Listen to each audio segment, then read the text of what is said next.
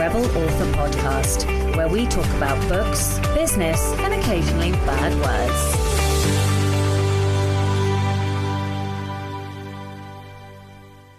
Hello, Rebels, and welcome to episode 208 of the Rebel Author Podcast. Today, I have not one guest, but two. I'm joined by A.K. Mulford and their friend Anne Kemp, and they run a business together teaching writers how to use TikTok. But first, to last week's question, which was, what fictional world would you most like to visit and why? Heather Button said, I think whatever fictional world I'd inhabit would be very dangerous and I probably wouldn't survive as myself. Yeah, I can understand that. I think a lot of fictional worlds, if you read fantasy, are not particularly safe places. So this week's question is more it's easy for me to say, a philosophical question. Do you believe in the idea of a muse, or do you think writing is purely a discipline? The book recommendation of the week this week is actually a Netflix recommendation because I have not been doing very much reading. Last week I had a very tight editorial deadline that I needed to hit, and so I have not read pretty much for a week. So the recommendation is Kaleidoscope on Netflix. Now, I haven't watched this, but I have just been recommended it and I am going to be binge watching this evening. And what I have found out is very exciting. So this series, I think, is 9 or 10 episodes. It's a heist, and nobody watches the episodes in the same order. So everybody watches episode 1, which is the same episode, and the last episode is the same episode. And then depending on your account, all of the episodes are in a different order, and they're all labelled by colour. So you might have a violet episode, a blue episode, a red one, and they're all in different orders, which is wild to me. And I know this for a fact because I called friends and checked. So yeah, this is crazy. Like, I'm really excited to see what this is. And it also has the actor, I forget his name now, from The Diplomat, which I think I recommended recently because Jeff Elkins recommended that to me, and it was fantastic. So much so I watched it twice and I never rewatch anything. Okay, so go and watch that for your book recommendation this week. In personal news and update then, I did hit the deadline. I have handed my book to my editor. This week they read it, and then, like, if there's any kind of structural or story changes, I will make those this weekend, and then I will hand it back on Monday, and I will get it back Friday next week. So we are on the 14th. I will have the book back by the 22nd, and at that point it will be ready for like proofing and beta readers, basically. Not beta readers, advanced readers. However, you may be able to tell by my throat and my voice that I am bone tired. Here's the thing. I really need to embrace the bust part of my boom and bust cycles. I clearly work at breakneck throttle pace to get through a book. That is just how I write best. I hate admitting stuff. But when you boom and bust and you cycle, or even, let's do it with a better analogy, one that I prefer. When you're a race car, race cars still have pit stops. Apparently, I'm not very good at the pit stop aspect of being a race car. So what I am doing, and I'm saying it here, so I'm confessing, is I have just started to plan next year's work and my production schedule for next year, and I am going to be including a couple of days off, regardless of what day they are, whether it's a weekend or not. I'm going to put 2 days off after I finish the manuscript and send it to like my beta reader or my editor or whatever, because I am really tired. And I went from finishing the edit on this book on Sunday to racing down to London. I spent the day in London, had a couple too many wines, all right, and came back and then had basically a day to turn around and create a masterclass, which I did. And then I had to deliver the masterclass the following evening. But it's meant like 2 late nights the day before. So on that kind of intermittent day when I was creating the class, we then had to run around taking our kid to look at school open evenings. And it was just like a really long, you don't need my life story, it was a really long 3 days that were extremely busy and high pressured after an extremely busy, high pressured week, which was after 4 weeks of drafting. I don't think I should do that. It was a logistical scheduling error, okay? Because I'm feeling real tired today. My throat hurts. I feel like I'm getting sick. And I just think it's because I didn't build in the rest. So I am going to do not an awful fucking lot for the next 4 days. I've got an interview today. I was supposed to go to London tonight for a friend's do, and I have pulled out because I'm pretty sure I'm going to end up in my sick bed if I don't stop. And I feel terrible about that. But I don't feel well this morning, and I don't want to get any sicker or give that to anybody else either. So I'm going to rest. I'm saying it. You can hold me to it. I'm going to rest today and tomorrow and the weekend, and then I'll come back fighting next week. Oh, I'm not going to rest the weekend, am I? I'm going to do edits. I'm so bad at rest. I really need to be better. I'm trying. Leave me alone. I'm trying. Okay. So essentially I finished the book. The book is going to launch earlier than planned. Its current pre-order date is January. It's going to be launched this year, and I will next week, once I have turned my brain on and I have plotted out all of my launch activities and things, I will give more detail. But this is the 3rd book in the trilogy, A Game of Deceit and Desire. I have got all of the ebooks finalised for the next series, which is also a trilogy, and I'm just in the process of doing the hardback and the case laminate, and oh my God, they are so pretty. I am so excited for the next series. I can't even begin to tell you. Maybe that's what I'll do this afternoon. I'll have a look in some coffee. No, I'm going to not work. I'm not working. Anything. The problem is everything I love is work. Anyway, okay, right. I'm going to move on. I don't really have a massive update. I finished the book. Yay! It's gone to the editor. Yay! I'm just going to move on. Okay. The Rebel of the Week this week is Anonymous. Anonymous says, after my mum died, I brought my sisters out and spent £50,000 gutting the house and completely renovating it. So this is gutting their mum's house. When it was put up for rent, there was a huge amount of interest. Not surprising, as it was basically a brand new home for a family to move straight into. Checking through the applicants one day, I spotted a name I recognised. Oh, my best friend's ex. He cheated on her, shit, and ran up a huge amount of credit in her name that she was left to struggle with for years. Basically, he was a complete twat. I'm a big believer in karma, and his time has come. I'll let him view the property. I'll let him view the property, get invested and excited, and at some point, I'll share the bad news. His checks have come back and they say dickhead. Karma's a bitch. Oh my God, I love it. I love that this is a seriously vengeful story. Karma is a bitch though. Oh my goodness me, I love it. If you would like to be a Rebel of the Week, please do send in your story. It can be any kind of rebellion, something big, something small, or something in between. You can email your Rebel story to Becca over on rebelauthorpodcast@gmail.com. Please do send them in. We have had a couple. We don't have huge amounts though, so please do send in your stories. No new patrons this week, but a huge thank you to all of my existing patrons. You guys really do help to keep the show running, and you also help to make me feel like what I do is worthwhile. If you would like to get early access to all of the episodes, as well as bonus content from as little as $2 a month, you can by visiting patreon.com/Sasha Black. This episode is sponsored by Kobo Writing Life, so I'm just going to read a little bit about them and then we'll get on with the episode.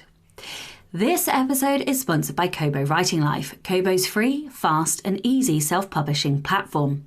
KWL was built by authors for authors, and their team of dedicated book lovers is always working hard to help you reach new readers around the world. One way to reach a new audience on Kobo is through their subscription reading service, Kobo Plus. This program has been a great success and is now available to readers in Canada, Belgium, the Netherlands, Portugal, France, Italy, Australia, and New Zealand. The great thing about Kobo Plus for authors is that it reaches an entirely new audience who may be trying digital reading for the first time. The Kobo Writing Life team know how important it is that authors retain control of their books, and as such, exclusivity isn't required. Do you want to try out a book in Kobo Plus Canada, but not in the Netherlands? You can do that. Simply select the areas you want to be included in the rights distribution section of your book. If you're choosing to publish widely as an author, Kobo encourage you to make your books as available to as many readers as possible with Kobo Plus. It's a great way to gain and build an audience. Don't want to opt your books in one by one? The KWL team can bulk opt in your books if you email them at writinglife@kobo.com. If you want to learn more about KWL and Kobo Plus, check out the Kobo Writing Life podcast, available wherever you get your podcasts, and find them on social. Create your free account today at kobo.com/writing life. That's enough from me. Let's get on with the episode. Hello and welcome to the Rebel Author podcast. I am very excited because today I am joined by not one guest, but two amazing guests. First up, we have A.K. Mulford. A.K. is a best-selling fantasy author and former wildlife biologist who swapped rehabilitating monkeys for writing novels. They are inspired to create diverse stories that transport readers to new realms, making them fall in love with fantasy for the first time or all over again. They now live in New Zealand with their husband and two young human primates, creating lovable fantasy characters and making ridiculous TikToks. Anne Kemp is our second guest. Anne is a best-selling author of romantic comedies. She loves reading, and she does it ridiculously fast too. Oh, I'm going to ask you about that. Gluten-free baking, because everyone needs a hobby that makes them crazy, and finding time to binge-watch her favorite shows. She grew up in Maryland, but made Los Angeles her home until she encountered her own real-life meet-cute at a friend's wedding, where she ended up married to one of the groomsmen, for real. Anne now lives on the Kapiti Coast in New Zealand. And even though she was married at Mount Doom, no, she doesn't have a hobbit. However, she and her husband do have a terrier named George Clooney. And when she's not writing, she's usually with them taking a long walk on the river by their home. Hello and welcome. Hello. Thank you for having us. Welcome back. Well, welcome back, AK, and welcome, Anne. So, Anne, tell how fast do you read? Okay. Don't judge me, but on my honeymoon, we were gone for 8 days and I made it through 10 books. While still honeymooning and doing the things, like activities. Yeah. Okay, so this is the level of the conversation. Okay, today. Here, I'm putting the bar here. Yeah. Have you done your strength?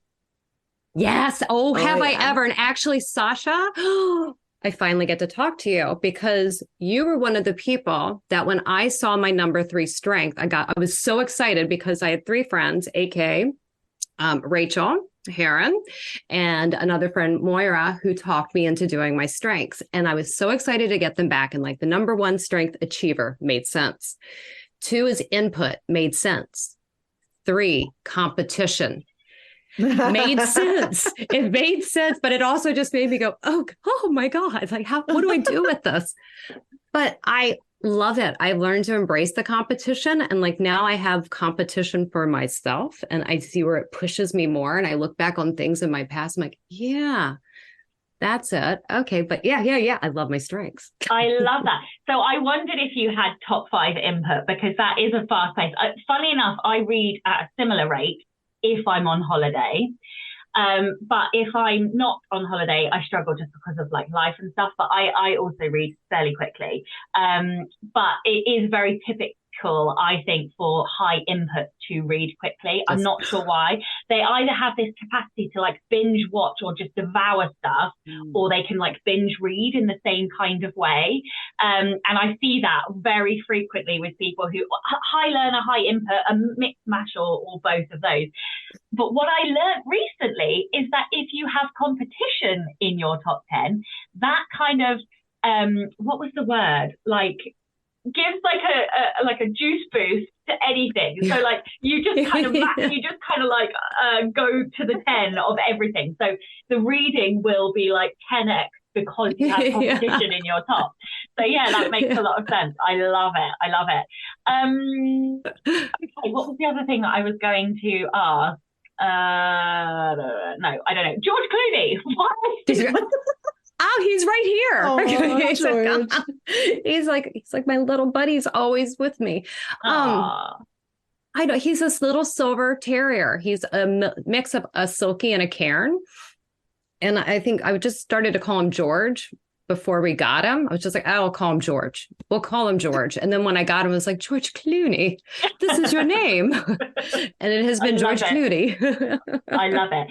Okay, well, let's dive in. AK, obviously you were on the show once before and I checked, August 2022. Can't believe that. That was a whole year ago. What the fuck? A year. Yeah, I know. So normally I'll ask people to tell me about their journey. So Anne, why don't you tell me about your journey of kind of what you got to where you are? And AK, will you talk a little bit about what you've been up to since last August? You want me to go first? Yeah, I don't mind. You go. You go. All right. Thank you. Let's see. So I guess my journey with writing and with social media all kind of began at the same time because I was working with a social media company kind of on the back end. We were creating websites to mimic Facebook, but they were trying to replicate it for other things like back in the mid 2000s when Facebook was up and coming. And I was laid off. And when I got laid off, I had the time to finally write the book I'd always said that I wanted to write because I ended up subletting my apartment. I got into like a little bit of a pickle as far as getting laid off right before Christmas. But luckily, I was able to go lick my wounds in the islands. And I went down to the Caribbean and I wrote for a while and came back and had one of those ridiculously awesome, like I found my agent. I got published, and that was the easiest it was, and it has been, because everything else has been like, okay, here we go, let's dig in. But yeah, 2010 or 11, I got my agent published around 2012. And then about a year and a half, 2 years later, ended up meeting my husband and moving here while I was working on another book. And I put stuff on pause because at the same time that I had launched my first book, the publishers that I was with saw what I was doing on social media and they were pushing me to do more because this was when Twitter, it was before the dumpster fire of Twitter really happened when it got too crazy. And I was having a blast on social media and I started picking up clients because they wanted to know why I was doing it a certain way and why I was seeing results. And the side business started to happen that I was doing social media for people and kind of doing it strategically and not even realizing I was doing it, just kind of implementing things that I was doing. So at the same time as I was moving over to New Zealand, I brought the business with me that I'd actually started in the living room of my apartment in Los Angeles. And we grew it to a really, it was an award-winning company until we decided to kind of close the doors on it earlier this year because it had such a good run. But during lockdown, COVID and everything going on, that was when I fell back into writing again fully because I had the time then. it was kind of ironic for me at the time that we got locked down in New Zealand. It was actually the time I marked up on my calendar and said, I'm taking 8 weeks off here because I've not done it since I moved to New Zealand. I'm just going to take them off for myself. And I was stuck in my house for 2 months and going, oh, okay, now I can really kind of have a conversation with myself. And I wanted to come back into writing, but mostly with social media. I wanted to come back and work with authors again, because that's what I'd started to do. And I realized I kind of gone on this like track where I gone way over here. It's like, I really want to come back here because it's like, I've learned all these things and now I really want to teach that here with folks. And it's just kind of gone hand in hand for the last 3 years. 3 years now. So do you write as quickly as you read? Yes and no. Interesting. Okay. Use more words. Yes, I set a goal because when stuff started, the universe answered, I put my mind to things, went, this is what I want to do. And my agent called me one day and went, you've got an opportunity for some contracts. And at the same time, I had decided I wanted to indie write. And I had one of those years in 2022 where I wrote 6 books, but I didn't do it in a very timely, smart fashion. I didn't go, I'm going to gap this and do this. No, I had to write indie first person rom-com, first person POV, dual POV, and do a third person cozy mystery because I'd never done one before. At the same time, and then doing that with like sweet contemporary romance, third person, and like luckily having editors on both ends that got the humor, the fact that they knew I was doing 2 different things. So I was like, I don't know, like what I'm doing half the time, but making it over the line with it and just kind of knowing that I could do it now. I'm fine with that never happening again. I am in a situation right now, though, where I have 2 books that I'm writing right now for the last time ever, both due at the same time. And one's in first person, the other's in third person completely. One's a romantic suspense. The other one's a Christmas rom-com. It makes me crazy, but I think I like it there. I guess I keep coming back to it. Oh no, I love it. I love the churn and burn of like competition pushing you to, get all the words, all the deadlines, like all of the craziness. Have to. Absolutely. So, AK, what have you been doing in the last year? Have you also been input binging and writing all the words and doing all the things? I'm a listener input. Like I can't read quickly words on the page, but I can listen to podcasts and audiobooks on 3x, and do it all in a day. But yeah, what have I been up to? The last year has been such a whirlwind because last time I talked to you, I was still living in New Zealand. And then in September of last year, we moved to Australia. So we moved actually on the same day that my first 2 books were relaunching with Harper Voyager. Oh my God. So wow. I was in the airport trying to like make TikToks and just frantically trying to promote these books.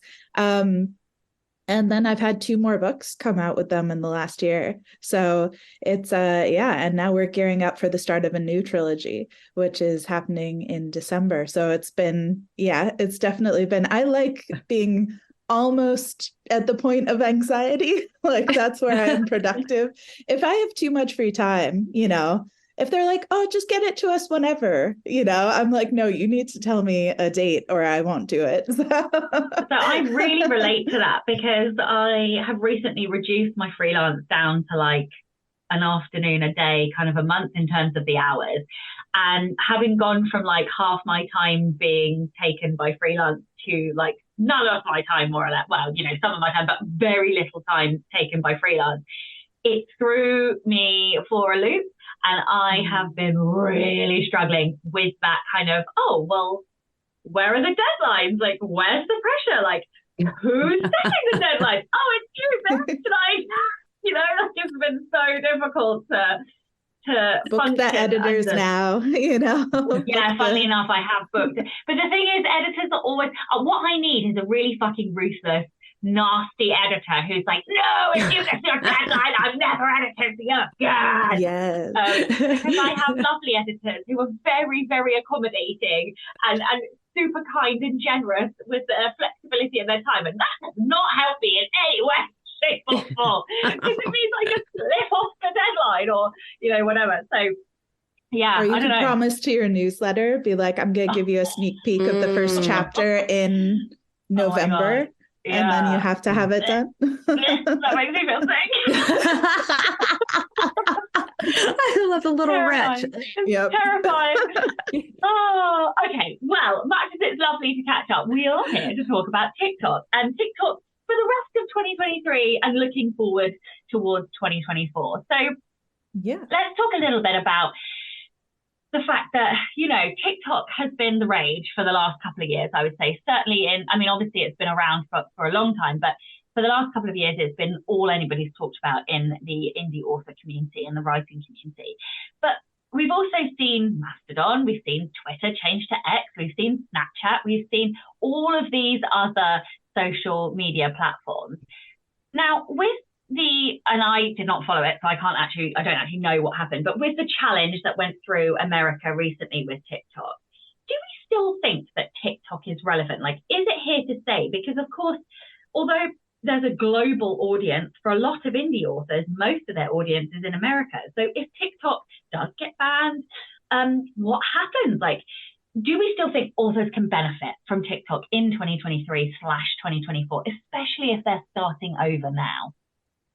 Yeah, definitely. I mean, Yes. like if you look at all of the companies who are on TikTok right now, there's, whether good or bad, a lot of money invested in keeping TikTok going for all of those people who are making huge profits off of the platform. So I have a feeling that they will make sure that it sticks around. But, one of the things Anne and I talk about a lot too, though, is the benefit of moving people off platform from wherever you're building your social following, because your account could be banned, something could happen tomorrow. It's always good to have people knowing like where else they can find you, making TikToks that incentivize them to sign up to your newsletter and things like that. But I definitely think we're still seeing organic reach on TikTok. I think it's different than it was 2 years ago, definitely. And the type of content that people are consuming has changed too. But I think that I'm seeing new authors pop up all of the time on the platform and coming across my FYP and having building audiences. So yeah, I still think it's like a really good place to be if it's the sort of content you're looking at making. When you say the content's changed, what's the biggest difference you've seen between, early TikTok and now? I think some of it used to be a little bit more like Vine. I don't know if you remember Vine, and it used to be more like dance trend based, because originally it was Musical.ly, right? So it was a music based app where people would lip sync and create dances. And it still is very much that. And you still have lots of accounts who are more based in that. But Vine was like 7-second videos that were kind of like just really random and chaotic and goofy, which can still work. But now you're seeing like a huge trend towards kind of more storytelling, like longer format, 1 minute to 3 minute videos, people just really like deep diving into certain topics and things, which I think actually is a huge benefit to authors because it opens up a lot more space for more of the kind of deeper in detail thought about things and kind of exploration where it doesn't have to be like 5 seconds and then you're done, Yeah, no, I love that. I see a lot because like the 1 minute and 3 minute, I see a lot of like very opinionated TikTok coming through. Yep. Like lots of people having very strong opinions on things, and sometimes I'll listen to them and sometimes I'm gonna scroll right by. I kind of have a rule for myself to protect my mental health. That is, if I see anything that has like quote unquote rant energy, I immediately scroll. Yeah, because I know I will be able to find that information elsewhere in a more kind of sustainable way that isn't going to impact my mental health. And it's also my way of training my algorithm not to show me that kind of content so that it doesn't suck me in and kind of churn me out, because I'm a very sensitive person and I can't take that sort of content. So I have like my For You page, the kind of main page on my TikTok is like the best. It's lots of funny videos, lots of thigh thirst traps and like random animal videos. I love it. Yeah, okay, it's good. Let's talk about the basics of TikTok. Like, as an indie author, obviously our priority needs to be getting words. So how much time do we need to really give TikTok a decent go and for it to actually reap benefits for us? Like, what percentage of our videos should be promotional versus engaging? What are the basics that we need, like, to do when we set up our accounts? I know that's like 3 different questions, but like, I'm gonna just throw them all at you. We got you. I'll let Anne go first because you seem keen. Yeah. Well, it's like the time question. How much time, when you're an indie author, should you spend on TikTok? As much as you can allot. Because I think so many people think they have to spend a regimented amount of time. I think when you're first getting started, you might have to spend a little bit more time if you're brand new to it, because you want to get on and you want to get used to it. You want to teach TikTok what you want to see. You want to train the algorithm to be showing you certain things. You want to get used to the functionality.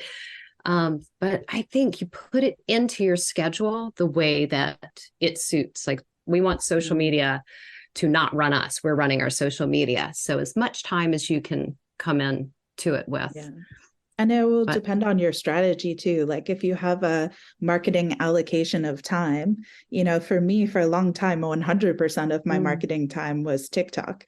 And now it's shifted. So I spend less time on TikTok than I used to, because I only have so many hours in the day and so many hours that I give towards marketing, including like emails and all of the other social medias and stuff. So I think it's really important to kind of start from a place of how much am I willing to like give this, and hold yourself to that, because it is very addictive and it can kind of pull you into spending more time than you actually have to be able to give it. Okay. So when we set up our account, what are kind of the key things that we need to do? Like, is there anything that you think, is like, you've got to do this when you set up your account? I think the first thing that I would do is looking at what your handle is. Make sure, especially if you're an author, that you have something in there that's bookish. So when people see you come across their screen, if they're looking quickly at your name, because a lot of times, let's face it, it is a quick 3 seconds you have, if not 2, to make an impression. That if they see, Anne Kemp, they might go, I don't know who. Anne Kemp author, Anne Kemp books, is going to make a difference. And I think looking at your handle, but also, there's something, training, like looking at the algorithm, because you're showing TikTok what to show you. And so people go on, and that's a lot of questions that we will get. And we had them in Australia just a couple of weeks ago with, I go on, I see this. Well, that's because you're looking at that, and you're following that more, and you're staying on it and riveted to this video. So yes, you're going to see, the dance video, or, whatever, the neighbor down the street, or whoever it is that keeps popping up because of location. Instead, go in there and search book talk, search into the genre, search bookish, and just start showing TikTok what you want to see. Okay. All right. Yes, I love it. Let's talk about the options and reasons why we either should use our face or shouldn't use our face, because I think that creates kind of 2 different accounts. It creates 2 different types of platforms, 2 different types of marketing strategies. Like, what are the benefits or what's the other word? Cons of not doing face or face? To oh my face God. Or not to face. That is the question. Well, first we should say it's a spectrum, right? So like, most accounts do both. Like, most accounts have kind of aesthetic videos and videos where they're talking or showing their face. But sometimes people can't show their face for various reasons. Like, one of the people we were working with recently at a workshop is a teacher who writes very spicy things. And so, can't have an account where she's showing her face. But if you're going to do a like non-face-based account, if you're going to do an account that's more aesthetic videos, it's more page flips, it's more kind of quotes and like cool transitions and stuff like that, you want to have like a very clear sense of branding. You want to know what your tropes are. You want to have like, there needs to be a precision there, and the videos need to be more beautiful. Like, they need to be very aesthetically pleasing to the eye, in a way where if you're doing more face-based stuff, like I do almost completely face-based stuff, my content can be very like chaotic. And because I'm endearing people to me as a brand rather than to the genre that I'm writing, which gives me a lot more freedom to just post a video of my cat and people will still buy my books from that video of my cat, So it's that kind of difference there. And I think the benefit for the non-face-based videos is that it drives people directly to your book. So it drives them directly to that cover to go click a link to buy the book, which is great for like short term to get people buying, which shouldn't be discounted. But then the more face-based stuff is more, that sort of content is more about building community, building a readership, getting people onto places like newsletter, Patreon, more community-based things. Because when people are endeared to you in that way, they're going to want to, you can pivot genres, you can write something different. They want to read you because they know you and know your face and like you as a person, So those are like the kind of two ends of the spectrum, but you'll find most authors kind of fall in between those two. If you're using your face, like, do you need to be funny? Like, because obviously a lot of TikTok is entertainment. So like how, I think that's one of the reasons that I often don't post, because I'm like, I'm not funny right now. Like, I can't think of anything funny, or like, I can't think of an angle to bend this towards whatever emotion. Like, yeah. So I used to work in engagement, which is like visitor engagement and getting people interested in random topics.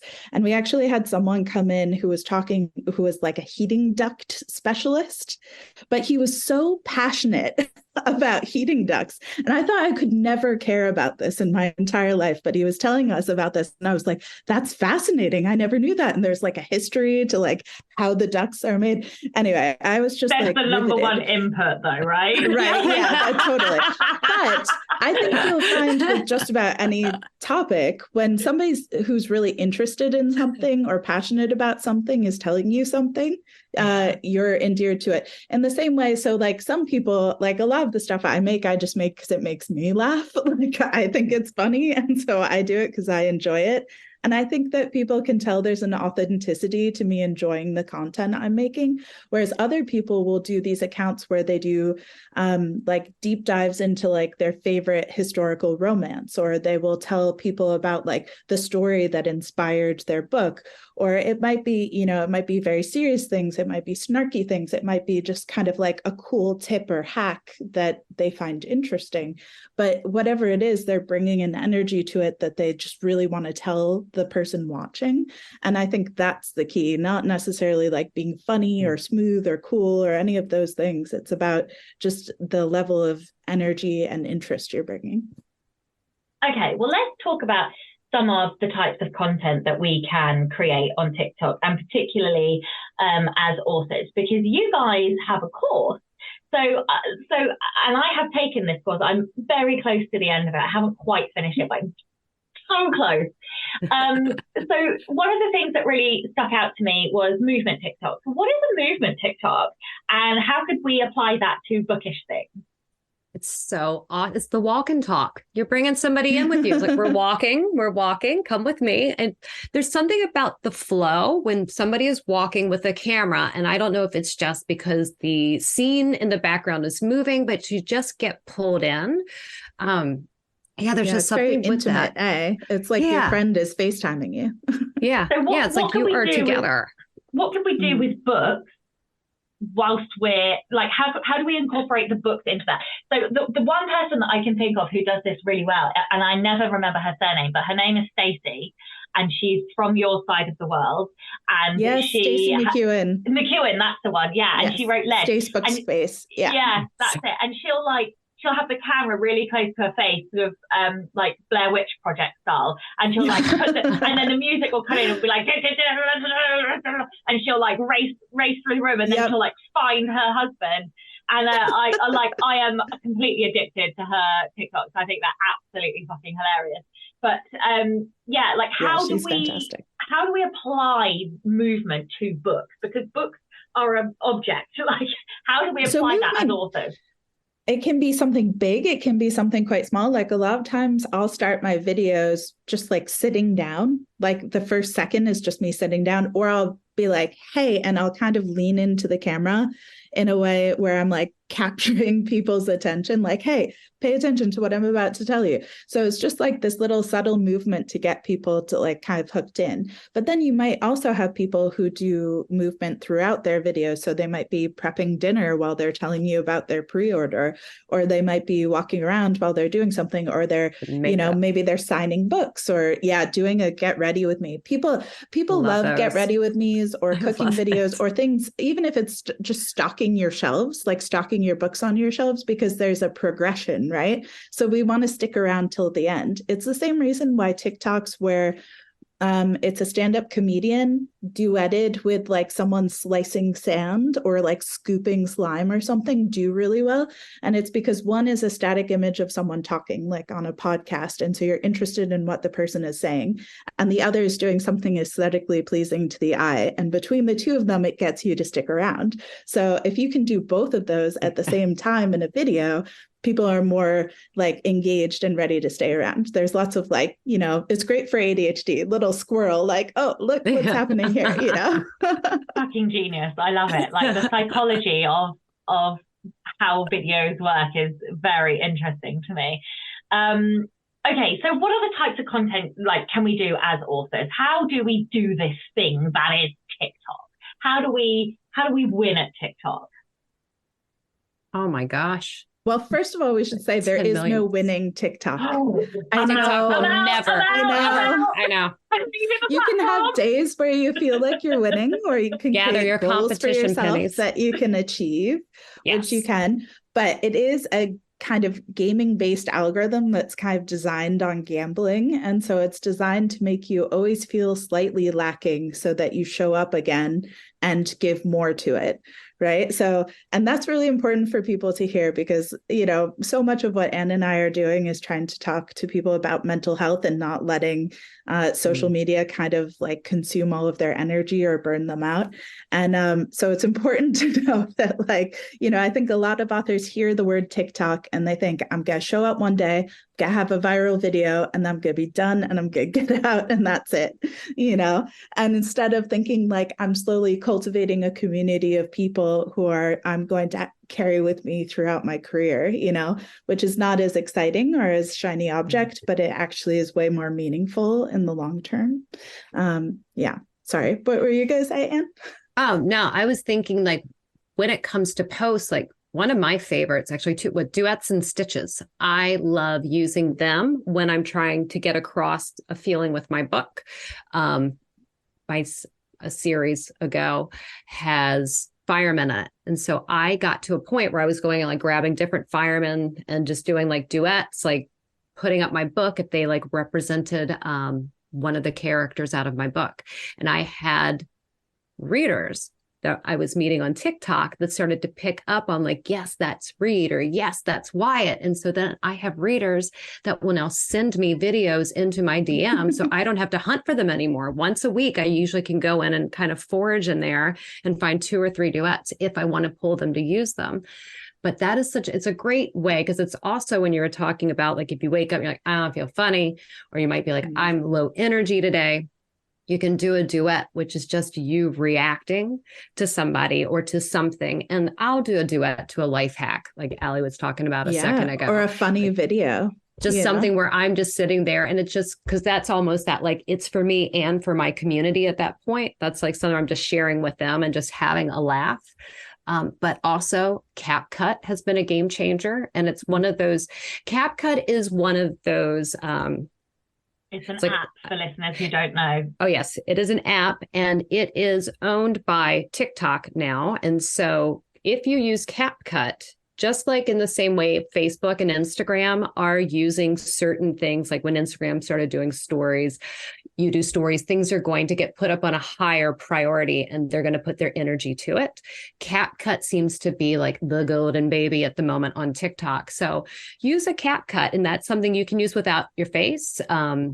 You can do easily. I think we were both doing some cap cuts over the last couple of weeks because we have been like just kind of like recovering from an amazing conference, the Romance Writers of Australia. And this cap cut is one of those. I stayed away from it forever. I mean, but I did that with TikTok too. And then once I finally got into it, I was like, why have I not used this sooner? It has made my life easier. Yeah. CapCut duet stitches are great for when you just don't have the energy to make new content.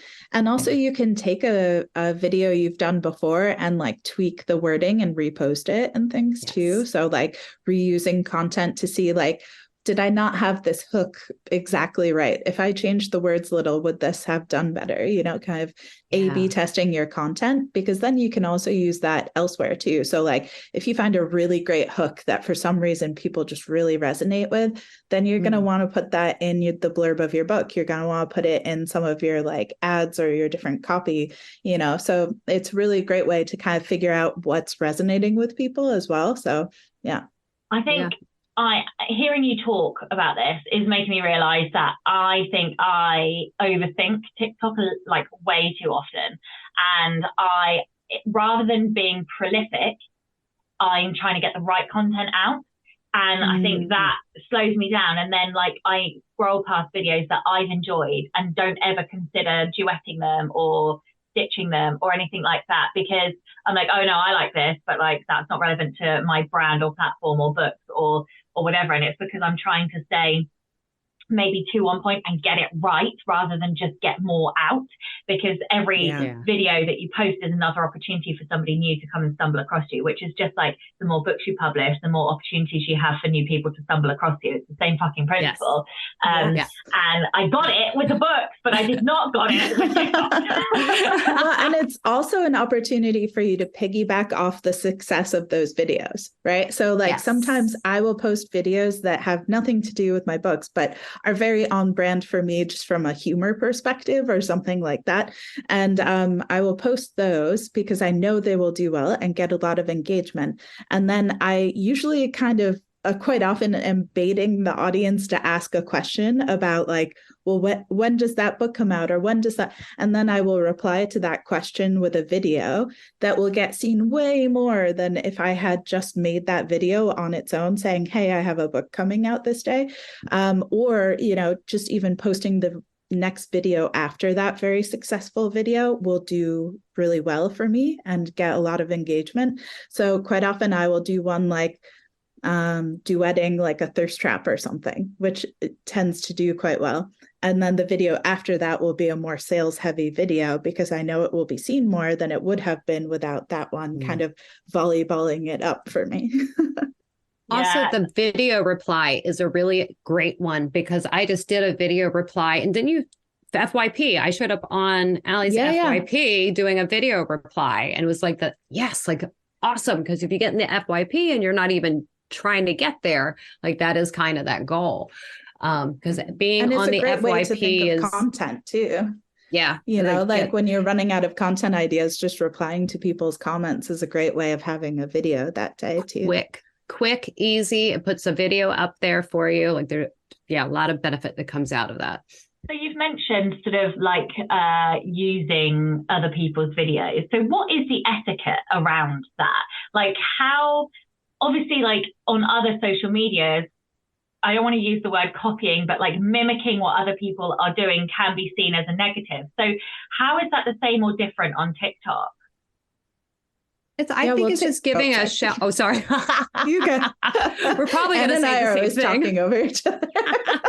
No, you go, Anne. It is going to be the same thing. I forgot the question. I'm sorry. It was me. About copying people. Yes. Yes. That app is a trend-based app, right? So it creates trends that then are like people all do. So it started off originally being dances, right? So everybody would do the same dance to the same song. And so now that's with like all sorts of different lip syncs, all sorts of different trending sounds, trending cap cuts. And so basically you're seeing these trends and you want to capitalize on those trends. Like it's smart and a good thing. And TikTok encourages you to jump on whatever everybody's doing with whatever that thing is. And then you want to think of a way that you can kind of tweak it to be about you and what you're doing right then. So like if I see like there's this sound that I just posted right before we hopped on that's like more passion, more energy. Like I just keep hearing it around. I'm like, this is a trending sound. So it was just me warming up saying like, when I'm trying to summon the will to edit dangling modifiers. And that was like the heading over it, because that is very relevant to me, So you might hear a trending sound and go like, how can I make this about rom-coms, or how can I might make this about spicy fantasy, or whatever it may be, like trying to make it about what you're going through right then. So that's kind of the fun of it, is taking the trends, seeing what's trending, seeing what everybody's doing, and trying to put like your own little twist on it. I think too that if you want to, because depending on the video, you can always give a shout out to the OG poster or the OP. You can put something on there, because I've done that before. Like, thank you to the OP. Like, just if it's not a trend, if it's just original poster. Yes, thank you. We're speaking the language. If you see something that's like not a trend, or you've only seen one person do it, just say like inspired by and tag them, Yeah. Okay. Let's talk about foraging for content or ideas, because this is the thing that I struggle with the most. Like, I'll scroll through my FYP page for like 20 minutes and not find a single thing that I can use. Or, obviously I am passing things that I can use, but I'm not thinking in the right way in order for like how to forage that content. So let's talk a little bit about that, because I think this is often the thing that people are reluctant to come over to TikTok, because they think it's going to take all their time. And I'll be honest, like, there are some days that I will spend a while on there just looking for stuff. And that is 9 times out of 10, that's the reason that I fall off TikTok.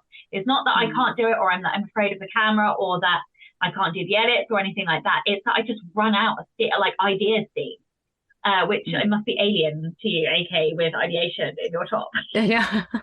It's not. I definitely have those days, especially when I'm feeling like tired or sick. But I think, I like to imagine it like we're all grabbing our imaginary wicker baskets, right? And we're like, skipping through the forest of content, just picking the things that we like the best, But I think a lot of times the inspiration comes from outside of TikTok. Like a lot of the times scrolling doesn't get me anywhere.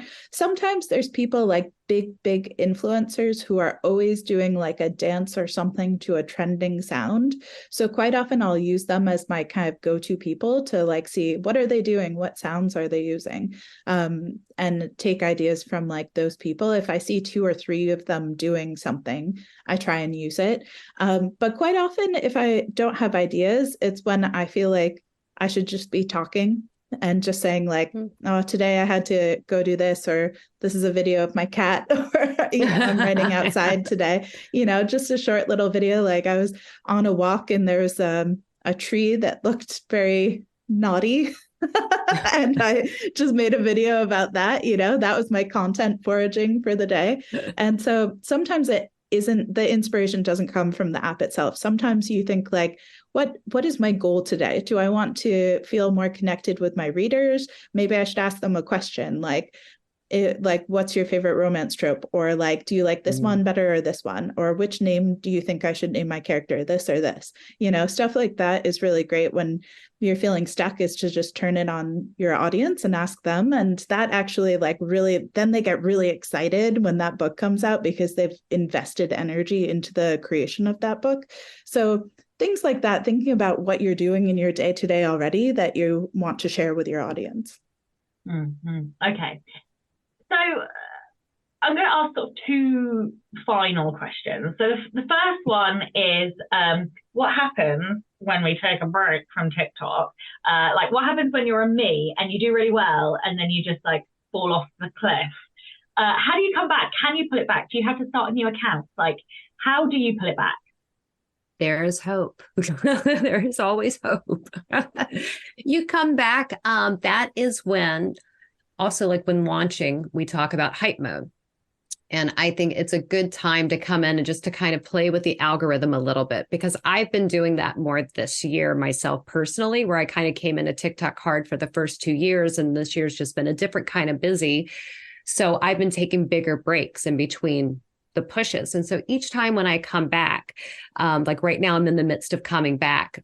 Every day I'm posting a video, knowing that probably next week I might rep it up a little bit and do like maybe 2 videos over a couple of days. So I'm kind of going in a slow way of doing it, where I'll start adding some videos, taking away, going 1, 2, 1, 2, 1, 2, and just kind of playing with it for a while. And then maybe I'll add in a 3rd video. Like there's just that way that you show TikTok you're back, you're there, you're putting quarters in your slot machine, you're back there, you want your fix, you're playing the game. But again, you're owning TikTok. It's not owning you, because you know when to dip out, you got to walk away. But that is, for me, that's one way that I've come back in. It's like, and Allie's put it great, like as far as with like, what is it? Pumping the brakes, hit the gas, pump the brakes, like hit the gas, pump the brakes. Every time it's trying to make you feel like you're not doing well is the time to pull back instead of giving more, so like, because what it wants you to do is like, okay, we'll post 4 times a day, post 5 times a day, keep posting, go live all the time until, you just completely fry yourself out. And if you go, well, I'm taking tomorrow off then, and I'm coming back with some new, fresh content ideas.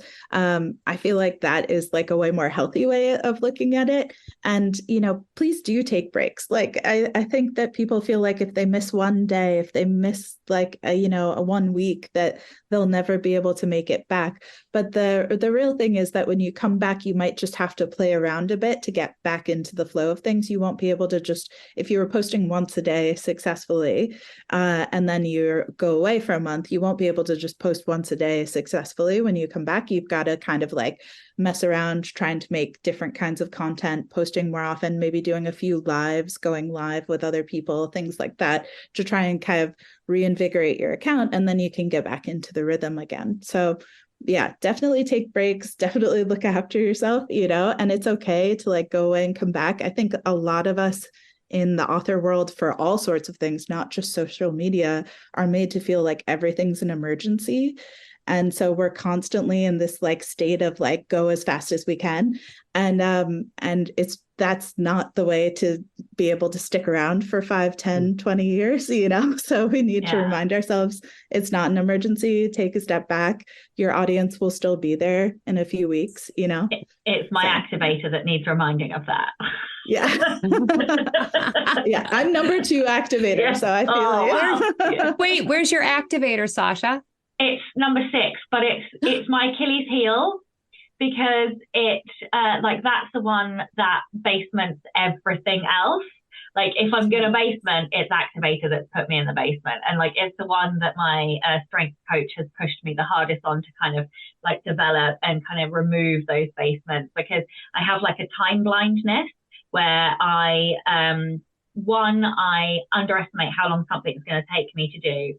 2, I have no concept of how, like once I've started a project. So like, for example, I started writing book 3 on the 7th of, what month are we in? August, September. Yeah. Classic example of like activators growing up.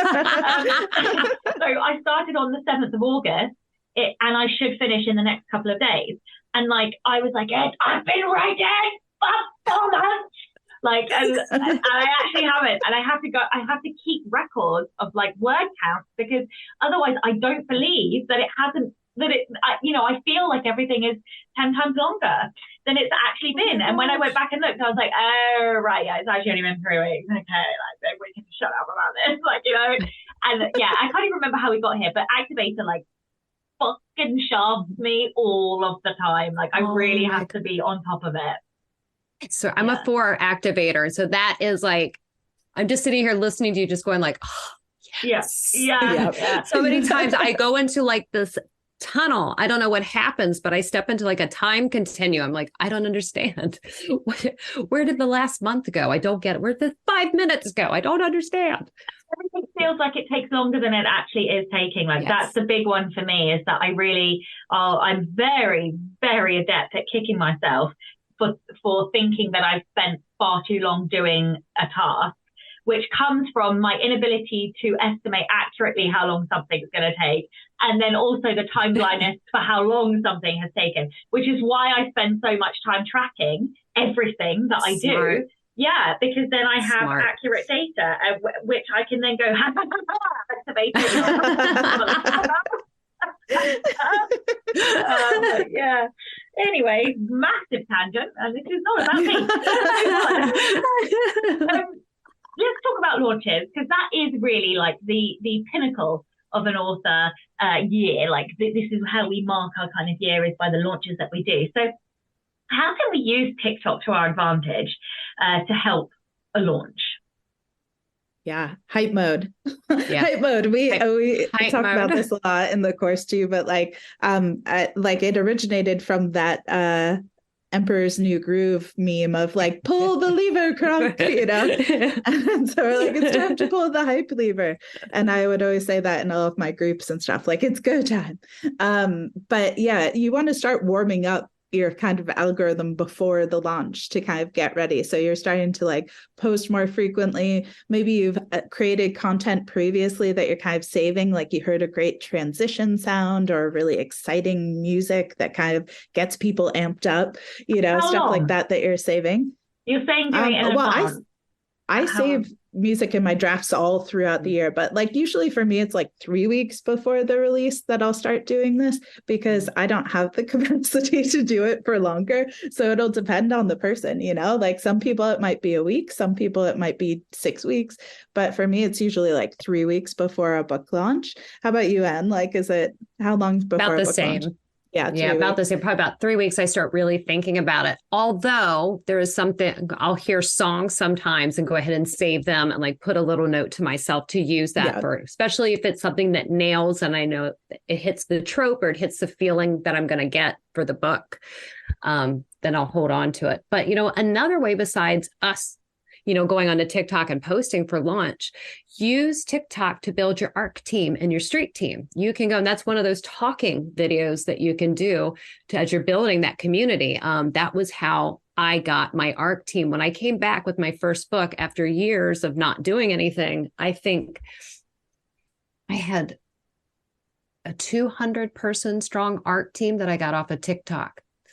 It was nuts. It was something nuts like that. And then, of course, you know, knowing that 50% would probably show up on the, you know, to review, I was thrilled with it. And I actually went into a box set and had people sending me notes going, all the reviews are coming in on this box set and they're all like, you're carrying it at the moment. And I was like, what? And I went over and looked, like all of my TikTok people had shown up on the day. And I had at least 80, I think, on the first day that showed up. And I'm like, that's the power of going in the ask. This, hey, do this. Do you want to be a part of this journey with me? And a lot of those folks are still with me. And I'm also going to bust a little bit of a myth here right now. So if you are a sweet or a clean author, I happen to write closed door rom-com, and I'm on there doing like building an audience, and I am a palate cleanser for all of my smutty reading friends. I love that they call you that. I know. I love it. And it's like, there's this smut reader that she sends me notes, and I think she's like Smut Victoria or something like that. And she's hilarious. And she's like, you are the only closed door person that I read, because I love you. I love your personality. I love all these other things. And she's been with me since that book. And like, she's on 6 or 7 with me now. And it's like, it's interesting to see that journey and how these people will come with you. So dip in and try. Another really good point for launches too is those connections that you're making with people, because a lot of the time your content, like a lot of the time my content is intended to seed ideas in other people to create content about my books. Because if you think about the people who are the most successful people on this platform, it's not people who got famous or blew up from their own account. It's from the readers like growing their books and making their books blow up. And so a lot of times I'll use like very specific language, very specific hooks, very specific tropes that I'm hoping. And then I see like even people who didn't watch or like my original video have seen somebody else use that language because they were repeating what I said, and then they use that language. And so then it carries on. And so it's kind of like inspiring other people to make content too. And that's a lot harder to track. And so I think that people don't invest enough in getting like encouraging other people to make content about their books, and, you know, kind of like inspiring them with ideas about things. But that is like a huge way to have a very successful launch. It's not all coming from you, it's coming from like a whole group of people. So thinking about that language. Of like a video that you've done to encourage others, like what does that look like in practice? Well, sometimes it's just like a hyping video. So like a cover reveal or something like that. I don't just do one cover reveal. Like anytime I hear a transition sound, I will be revealing that cover over and over and over again, you know? And that's the thing too, is you never know who's watching those videos. But so if it's one that's like, you know, when he says this, and then it's like on the beat, the cover shows up, and then I might say something like wolves, royals, mates, right? Like on the beat, boom, boom, boom. And then all of a sudden I'm seeing other videos that pop up saying wolves, royals, mates about my books. And it's because like I've created this excitement about those words associated with that song. And then that gets taken and created in other places. And then sometimes it might be something that's the polar opposite of that. We have one of our tropes is called the authentic ask. And that's just literally me being like, hey, I would really appreciate it if you could like share this cover online. It would mean so much to me if you could tell other people about it, if you enjoyed it, like, and I'd really appreciate it.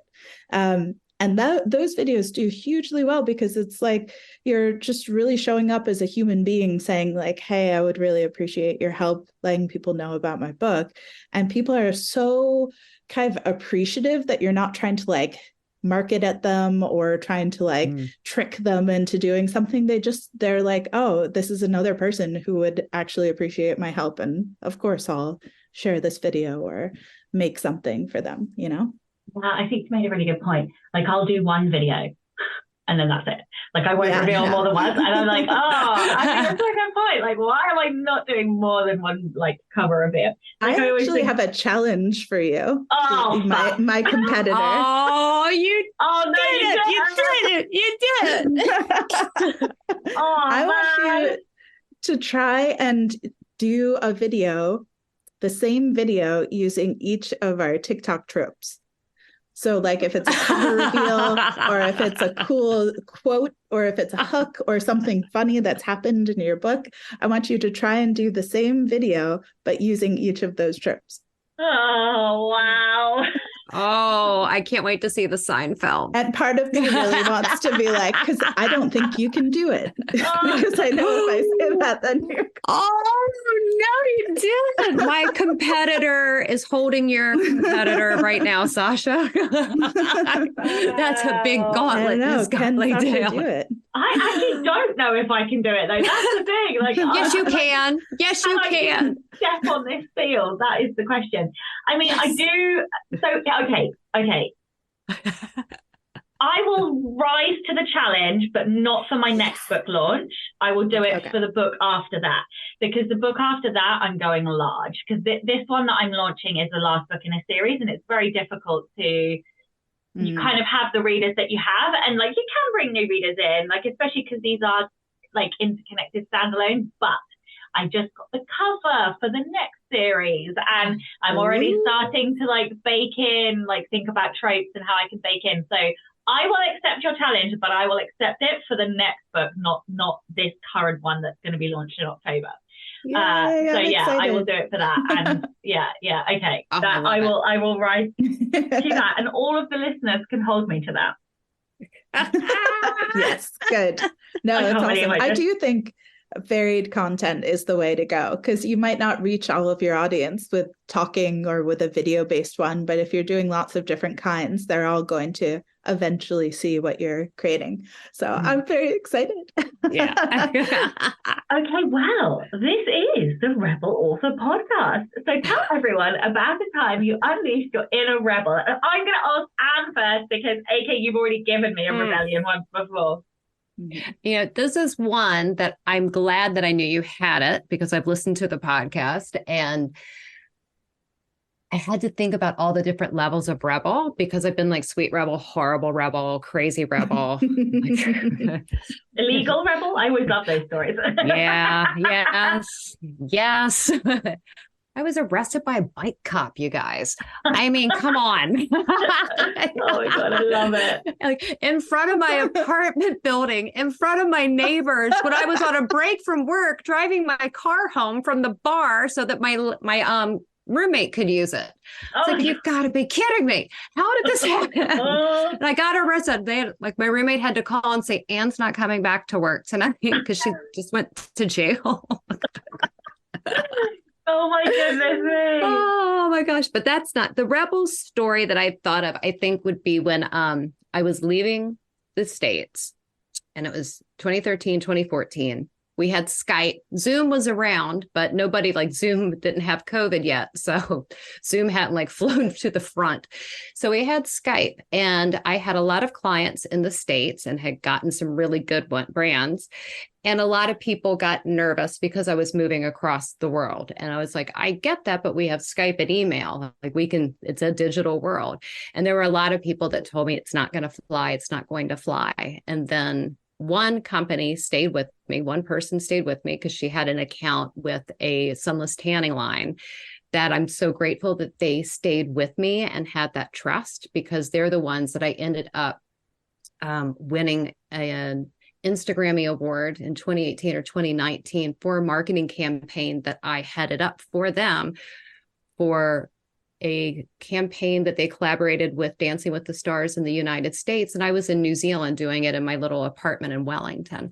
So that was kind of one of those, like, up yours, F you. I actually I brought the business here, and there were a couple of old clients that had gotten in touch with me after that. And I had the benefit of going, as they went, well, it'd be lovely to work with you again. Yeah. Oh my God, no. I love it. Yeah, I love that. I love being able to turn around and say fuck you to the people who shouted you once before and then come crawling with their tail between their legs. There is no sweeter revenge. Easiest fuck you given ever. I love it. I love it. AK, what about you? I've shared so many rebellions on here before. I actually, in the back of one of my latest book, I have thanked you for encouraging my little rebellion of that book. But actually, I know. I just got it meant chills. A lot to me. Aww. I used to walk around, going on dog walks, listening to your podcast and thinking, like, one day I'm going to tell her I wrote this book that I've been dreaming about. My little rebellion. Everybody told me nobody would read a book with a non-binary main character, and I said, hold my beer. Yeah. Gonna do it. I love that so much. Watch it happen. Yeah. That was but the one I was actually thinking about for this time, I was brainstorming rebellions, and my husband was the one who was like, you should do the one where I was at boarding school in Georgia for 3 months. I did not last long there. And I already love the story. I got into trouble a lot. But one of the things I was really passionate about was peer health. And there was abstinence-only education at the school. And I came from a family of like sex doctors, and like my grandmother was a sex doctor. And so like I was like, this can't stand. And so at night after like curfew, when we all were meant to be asleep, all of the girls who had questions would like sneak to my room and ask me like, what is this? What is that? Or like, you know, a lot of them had boyfriends at the time who were like pressuring them to do certain things that they had no knowledge of or ability to advocate for themselves for. And that infuriated me. So of course I'm telling them like everything and like where they can get, you know, contraceptive and like, you know, how to communicate about these things, what is safe and what isn't. And I got brought into the dean's office and told that I had to stop because I was encouraging like lustful behavior amongst the girls in my dorm. And so then we just like moved the meeting spot to a different location and carried on until I was ultimately encouraged to leave. Encouraged. encouraged. And that actually started like a 6-year stint in working in peer health, and I ended up becoming certified as a health teacher and teaching in public schools in Boston. And it was just super important to me that this information be available to any young person who wants it to be able to like protect themselves. So yeah. One, I absolutely love that too. I love that you were moonlighting at school. And 3, I just love that you had this covert operation to like oh my God, absolutely amazing. That has to go down as one of my favorite stories. I think that's bloody brilliant. It's good. The positivity too that comes through with and I was encouraged to leave. You were just encouraged. If it was me, I'd be like, and my ass got kicked out. I was told, go girl. Yeah, exactly. Get out. Go. No formal paperwork was drawn. So. Immense. Yeah. Okay, well, you guys do have a course, and I have taken it, and it is fantastic. So would you like to tell everybody about the course, where they can find out about it, your books, anything else that you would like to add? Yes, you can find Sustainable Socials on Teachable. We have a website, sustainablesocials.com, and you can come to our website, and we've got spots on there where you can click into our workshops. We also have our podcast that is on there, a link to that, and you can link into our newsletter there if you want. But definitely we have any information about classes that are coming out, or if we're going to be appearing somewhere and speaking, will come out on that website. Yeah, and we actually have a very special thing for all of your rebels as well. So right now we have a discount on the course until Halloween, but we actually have a special discount code for an extra 10% off that discount, which is Rebel10. And all of your rebels can use that discount code to get an extra 10% off any of the courses. Excellent. I will need to make a note of that to make sure I put that in the show notes as well. Thank you very much. And I'm sure all the listeners thank you as well. So thank you both for your time today. And of course, a big thank you to all of the show's listeners and all of the show's patrons. If you would like to get early access to all of the episodes, you can do so by visiting patreon.com/Sasha Black. I'm Sasha Black. You are listening to AK Mulford and Anne Kemp, and this was the Rebel Author Podcast. This week I'm joined by Lewis Jorstad, and we are talking all about writing book series, and we have a wonderful, actually truly delightful conversation, so I look forward to sharing that with you next week.